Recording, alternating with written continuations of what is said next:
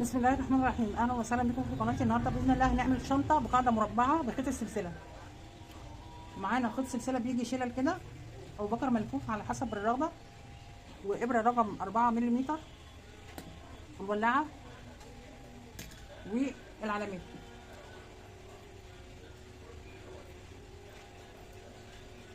احنا هنستعمل كميه الخيط، انا جايبه كيلو، ممكن نستعمل او نستهلك كيلو الا. في نهايه الفيديو هنشوف كميه الخيط المستعمله قد ايه. اول حاجه احنا بنجيب البكر كده الشله ونفكها ونلفها بكره، نبتدي نشتغل كده. لفيت الشله اهي، لفيتها بكره. هحطها في كيس بقى عشان ما تتوسخش وانا بشتغل. بسحب الخيط كده منها. هشتغل بابره رقم 4 ملم اهي.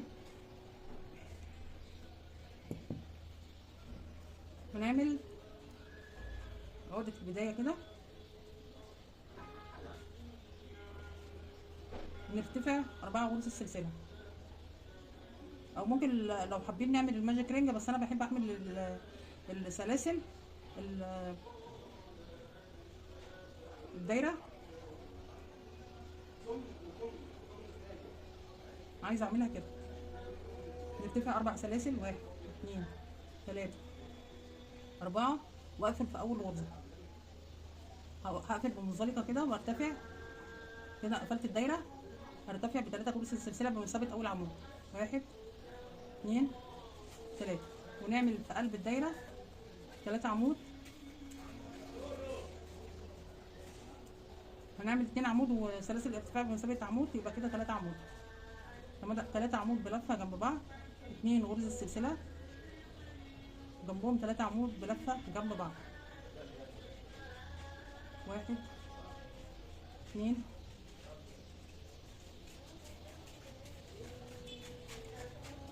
3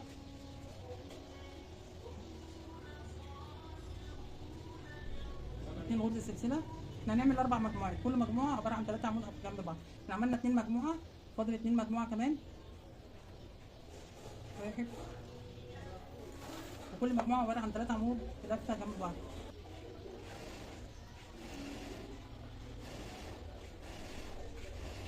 نلف الدايره كويس كده.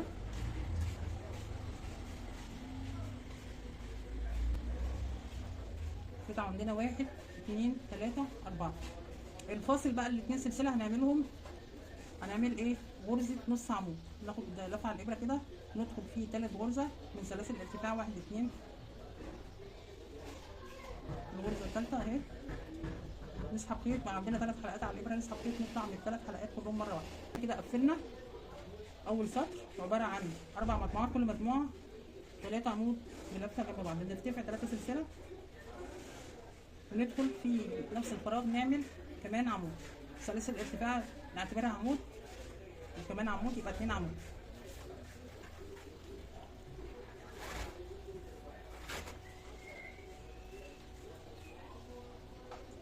تمام. ندخل نعمل على 3 اعمده، وكل عمود عمود فوق ال3 اعمده، كل عمود فوقيه عمود. 1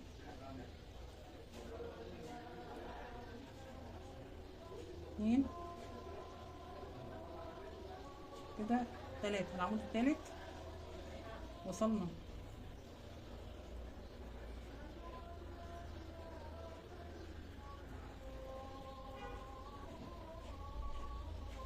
للفراغ. هنعمل 2 عمود، 2 سلسله، 2 عمود، يعني صدفه عباره عن 2 عمود،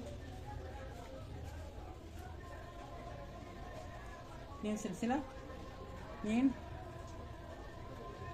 عمود في نفس الفراغ.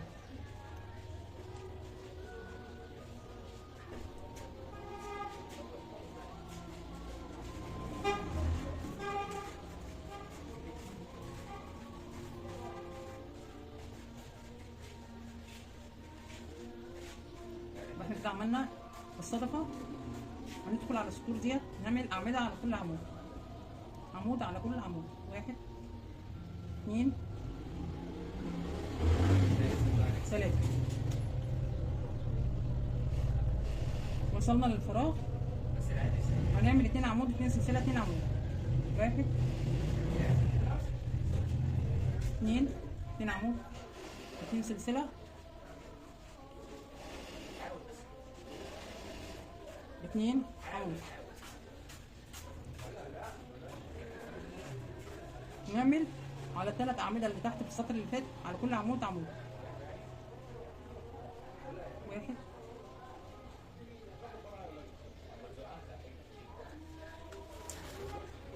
2 3 كده. وصلنا للفراغ. الفراغ هنعمل فيه صدفه عباره عن 2 عمود 2 سلسله 2 عمود، 1 2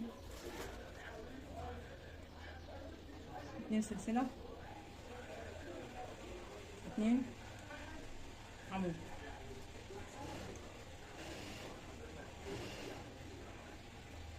اهو هنعمل عمود على كل عمود.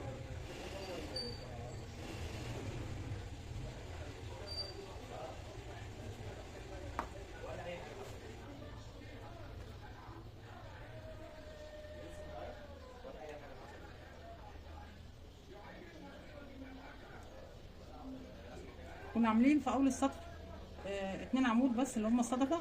هنكمل الصدفه بتاعتنا، هنكمل هتبقى 2 عمود، فاضل 2 عمود وال2 سلسله هنعملهم نص عمود زي ما عملنا في السطر اللي فات. ناخد لفه على الابره وندخل في الغرزه الثالثه بتاعت سلاسل الارتفاع 1 2 3 كده. نسحب خيط، عندنا 3 حلقات على الابره، نسحب الخيط من ال3 حلقات كلهم. يبقى احنا كده قفلنا السطر.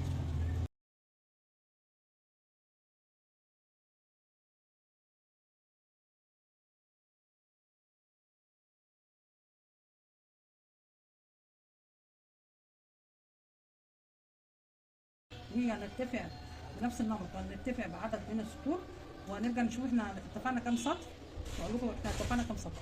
ده الشغل اهو، دي قاعده الشنطه المربعه. تمام. هنكمل شغل ونرجع نشوف انا اشتغلت قد ايه وكام سطر. كده انا خلصت ال7 سطور بقى ده الشكل كده. القاعده المربعه الضلع هنا 24 سم، الطول ده كده 24 سم، والطول هنا 24 سم. القاعده المربعه يعني الطول هنا زي الطول هنا زي الطول هنا زي الطول هنا. تمام. هنرتفع بجسم الشنطه. هنعد هنا عدد الغرز من بعد غرزه الصدفه. اول عمود 1 2 3 4 5 6 7 8 9 10 11 12 13 14 15 16 17 18 19 20 21 22 23 غرزه عمود. ولازم يكون عدد هنا السطر كل سطر فيه 23 غرزه. تمام. يبقى هنعد 11 و11 11 و11 22 والغرزه الثالثه اللي هي في المنتصف اللي هي 23. عدينا 1 2 3 4 5 6 7 8 9 10 11 وحطينا العلامه في الغرزه اللي بعدها. وبعد العلامه هنعد 1 2 3 4 5 6 7 8 9 10 11. يبقى احنا هنقسم الضلع ده 11 غرزه جهه اليمين و11 غرزه جهه الشمال. وبرده هنا هنقسم الضلع ده 11 و11. كده انا حطيت العلامات على كل ضلع اهو. هنبتدي نشتغل عادي بقى. كده انا ارتفعت ب 3 غرزه سلسله وندخل في الفراغ ونعمل كمان غرزه عمود. نشتغل عادي جدا لغايه لما نوصل لقبل العلامه بغرزتين، لغايه لما نوصل لقبل العلامه ونرجع تاني نشوف احنا هنعمل ايه. يبقى انا اشتغلت عمود على كل عمود لغايه ما وصلت قبل العلامه بعمود. قبل العلامه هنا وقبليها بعمود. فاضل هنا عمود هنشتغله اهو،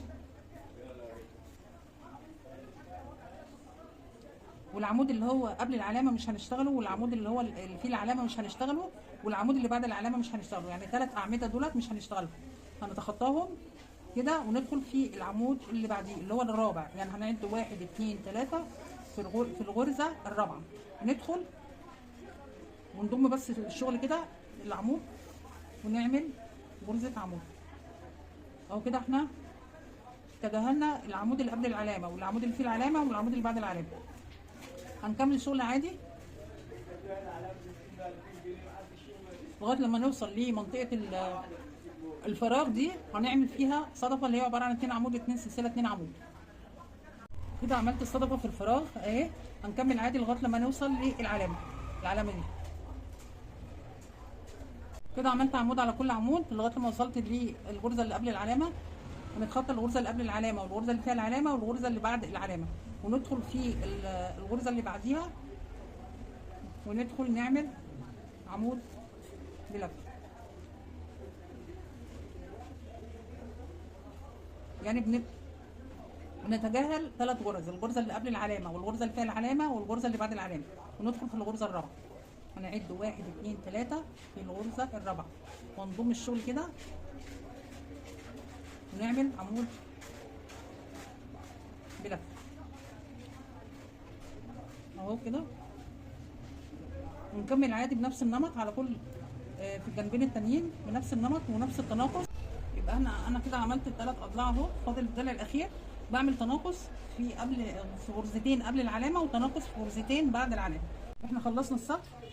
هنقفل السطر بغرزه نص عمود في ثالث الغرزه الثالثه من سلاسل الارتفاع، ونسحب خيط ونطلع من الحلقات كلها.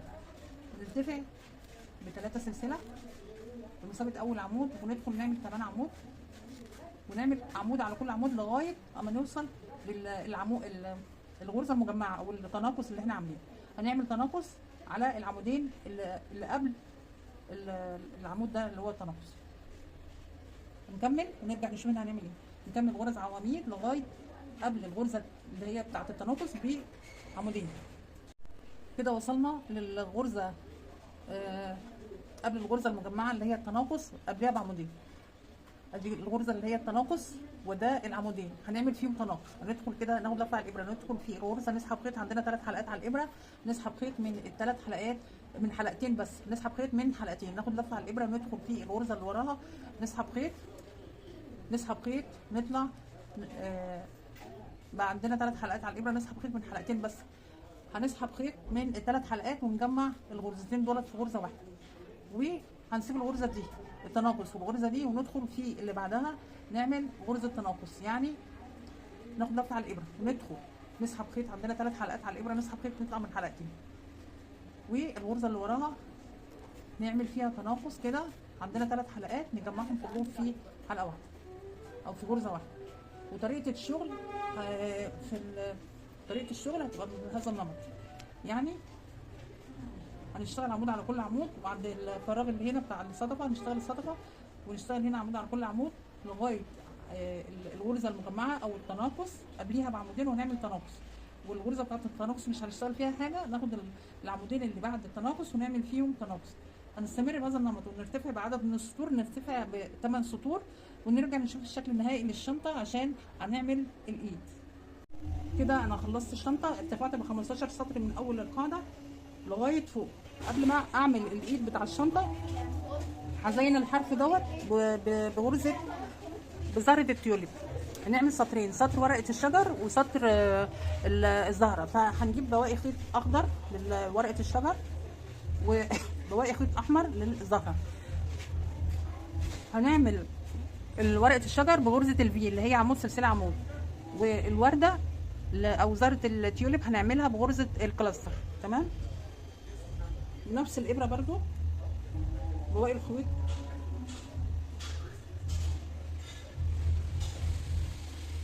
ده. كده السطر الاخير هنعمله.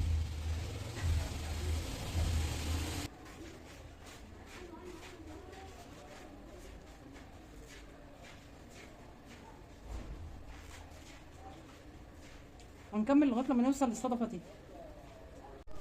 اهو عملت غرز في عمود سلسله عمود في نفس الغرزه، وسبت فراغ من تحت وكملت لغايه ما وصلت لغايه الغرزه بتاعت الصدفه. هنعمل عمود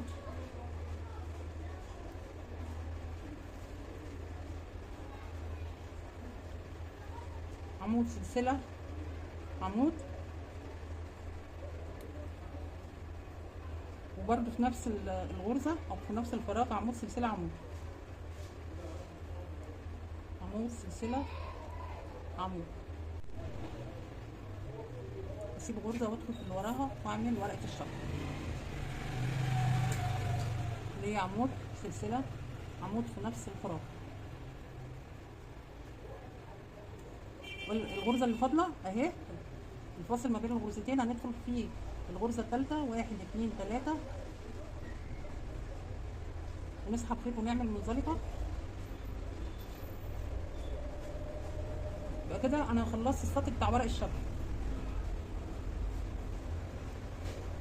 هقص الخيط ندخل في اي غرزه، مثلا ندخل في الفراغ اللي عباره عن سلسله نرتفع ب3 سلاسل بمثابه اول عمود. نعمل غرزه تثبيت كده، نرتفع 1 يعني غرزه التثبيت اول سلسله، الثانيه الثالثه، ناخد لفه على الابره ندخل في نفس الفراغ. معانا طبعا طرف الخيط ده معانا تحت الشوك،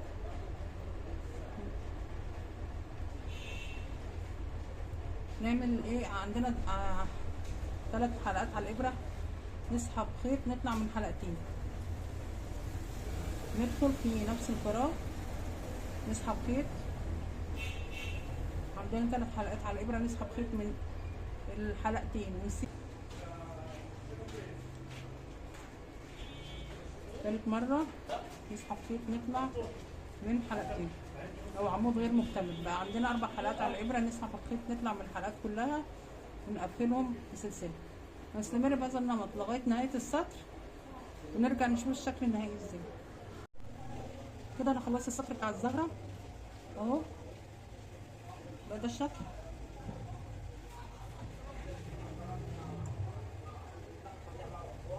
هقفل السطر. احنا عملنا 2 غرزه حشو ليه؟ لان احنا لما عملنا ورقه الشجر كنا عاملين الغرزه في ورقه الشجر في غرزه وسايبين غرزه، في غرزه وسايبين غرزه، عشان عدد الغرز يطلع مظبوط. احنا عملنا 2 غرزه حشو ليه؟ لان احنا لما عملنا ورقه الشجر كنا عاملين الغرزه في ورقه الشجر في غرزه وسايبين غرزه، في غرزه وسايبين غرزه، عشان عدد الغرز يطلع مظبوط. عملنا غرزه الحشو في الفراغ وغرزه حشو في السلسله بتاعه الورده. هنرتفع ب 60 غرزه سلسله، وهم دولت هيبقوا دراع الشنطه. بس لسه هنعمل سطر تاني شكلها جميل جدا، شكلها حلو قوي. كده خلصت غرز الحشو،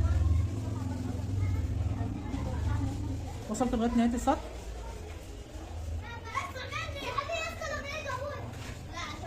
بدخل في اول غرزه من الغرز الحشو، بدخل واعمل اسحب خيط واعمل منزلقه. كده انا خلصت.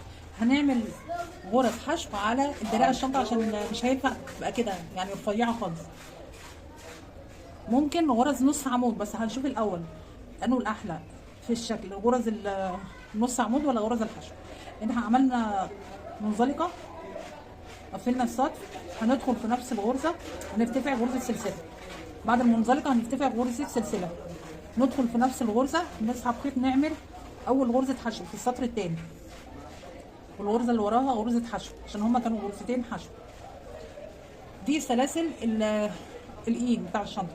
هنقلب السلاسل، هنعمل غرز حشو في ظهر السلسله، غرزه اللي هي نص دايره، نعمل غرز حشو على حلقه ظهر السلسله. اهي الشنطه، عملت السطر الاخير بغرز الحشو، وعملت دراع الشنطه بغرز الحشو في حلقه ظهر السلسله عشان يبقى شكل متناسق. هنا زي هنا كده، شكلها جميل جدا وشيك جدا، وحجمها كبير وتاخد حاجات كتير قوي، حاجات كتير جدا. الشنطه والكنار اللي انا عاملاه بزهره التوليب مديها شياكه واناقه، شكلها حلو قوي قوي قوي.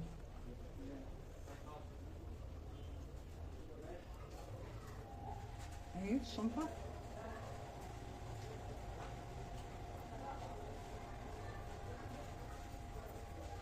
يبقى كده الفيديو بتاعنا خلص. هنعلقها برضو عشان اشوف الشكل النهائي.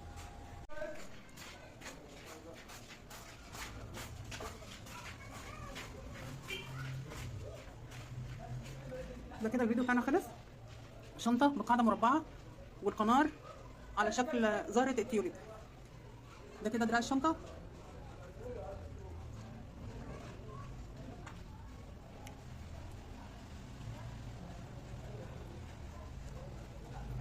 شكلها جميل جدا، شكلها تحفه، بسم الله ما شاء الله، جميله جدا وواسعه وتاخد حاجات كتير. يبقى كده الفيديو بتاعنا خلص. ارجو لو عجبكم الفيديو وجربتوه تقولوا لي رايكم في الكومنتات، وارجو تدعموني وتشتركوا في القناه وتعملوا لايكات كتير عشان يوصلكم كل جديد انا بعمله باذن الله.